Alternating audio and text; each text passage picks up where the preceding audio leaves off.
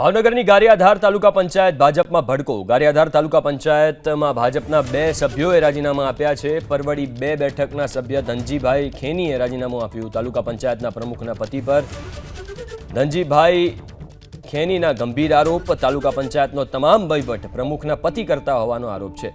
વિકાસની ગ્રાન્ટ એકતરફી ફાળવવામાં આવતી હોવાનો આરોપ। સાતપડા બેઠકના મહિલા સભ્ય શારદાબેને પણ રાજીનામું આપ્યું છે।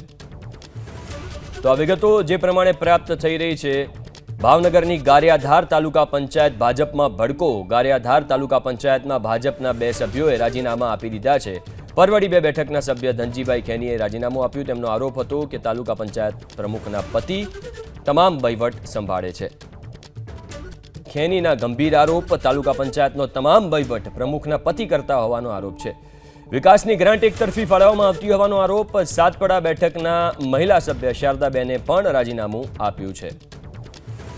તો આ વિગતો જે પ્રમાણે પ્રાપ્ત થઈ રહી છે, ભાવનગરની ગારિયાધાર તાલુકા પંચાયત ભાજપમાં ભડકો। ગારિયાધાર તાલુકા પંચાયતમાં ભાજપના 2 સભ્યોએ રાજીનામા આપી દીધા છે।